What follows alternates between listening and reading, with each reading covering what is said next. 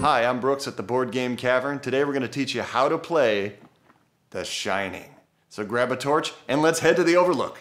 This is how you're going to set up and play The Shining, a 3 to 5 player horror experience where you and your friends will have to survive 4 grueling months at the Overlook Hotel. All of the players must survive to the end of the 4th month to win this game. The first thing you're going to do is grab your willpower tokens and make a pool face down like this. It's 13 per player, so 3-player game is 39. Then from this pool, you're going to pull tokens and fill these empty spaces under these bottom 4 rooms. You'll only put something here if you're playing 4 or 5 players, and this is only 5 players. This one remains blank for later use. Put the month tracker on the first month, right here, number 1. Then you'll decide as a group who is the first player. They will be handed the key to room 237. They are the current caretaker. You'll put the elevator dice here, and then I've put the blood dice here just to store it. All of the players will start in the office. All players will start with 3 health tokens. Each player will start with 2 shining cards, which are the horrific visions you see from the past while you travel through the Overlook. Now they have a range of numbers on them. On the other side is a horrific vision with a number, and the higher the number, the worse the vision. You'll put your event cards here within reach. And if you're playing the corrupted variant, you'll grab the roll cards, and everybody will get a roll. One of them says corrupted. Now this is your standard 1 player versus many, where one person is already corrupted by the Overlook and tries to undermine the rest of the team. But when you're learning, the recommended is to play without that. So we will play without that. Here we go. Top of the first month, the first player, holder of room 237's key, flips over the event card. This is green. It says move all players to the gold room. So we all move over here and start here. Starting with player 1 and going clockwise, you're going to move 1 space off of this. Now you have to leave the gold room. You can't stay in the same space on your turn. So you are required to move 1 space. Now you can go more than 1 space by spending the group's willpower tokens. That's this pool right here. Anybody can spend tokens to move extra spaces.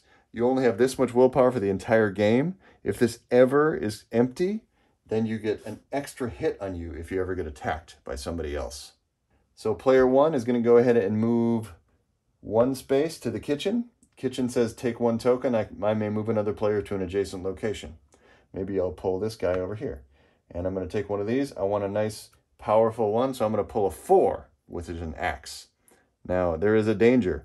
When you pull, the more powerful your weapons, like the higher the number, if you turn, if somehow you can't fight against these horrific visions, you go insane that round and you will attack the nearest player. And if you have an axe, you're more likely to hurt them. So that is a risk. But we'll take the 4. Okay, then clockwise, we'll go over here. This player is white. They're going to go here, but they're going to spend 1 willpower and go 1 more to Colorado. Add 1 token, then take 1 token. We'll take 1. We'll take a whiskey. Now, whiskey's cool. It has an X.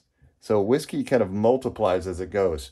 1 is worth 1, but if I had 2, they're both worth the total amount. So they're both worth 2. So this is actually 4. But I'm taking 1, which is worth 1. Okay, then we're doing the gold player. Now that I'm here, I can go up the stairs. Draw 2 tokens. I may keep any that show a weapon. Return the other to the pool. So I'm going to draw 2 tokens.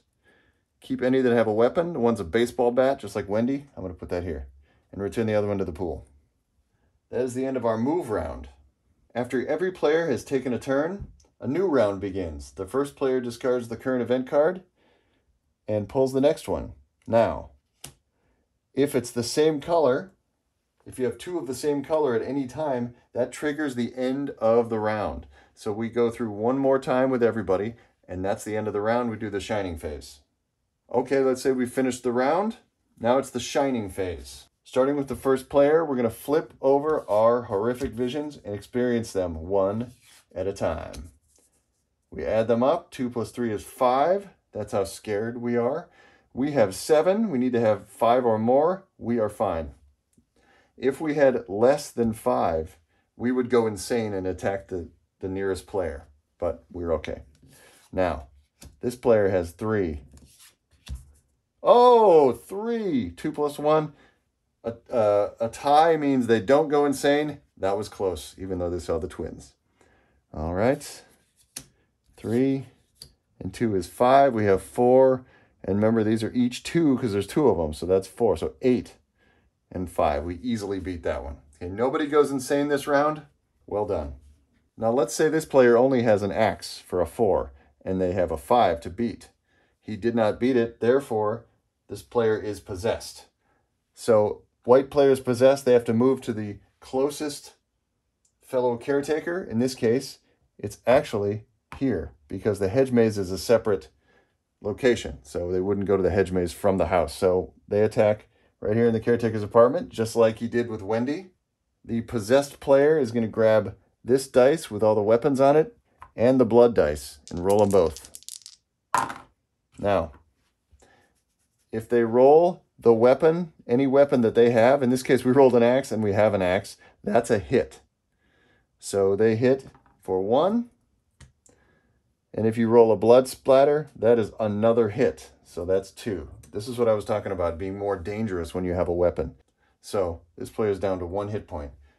There is no way to regain hit points, so you have to be very careful. If this player dies, everyone loses.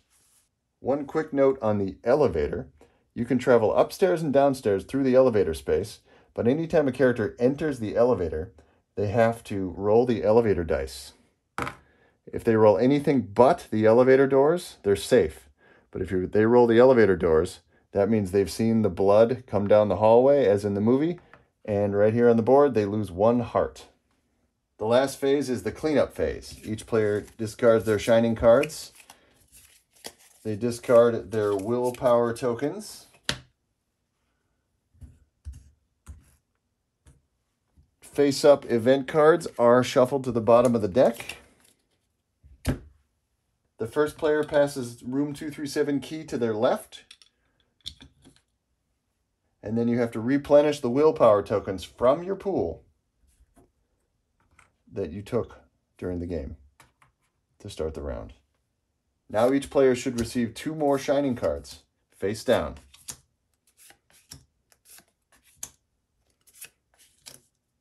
And we begin month 2. Remember, everybody wins if you survive all 4 months with a complete set of players. If anybody dies during the game, everyone loses. And that's how you play The Shining. I'm Brooks at Board Game Cavern. Thanks for watching. We'll see you at the next one.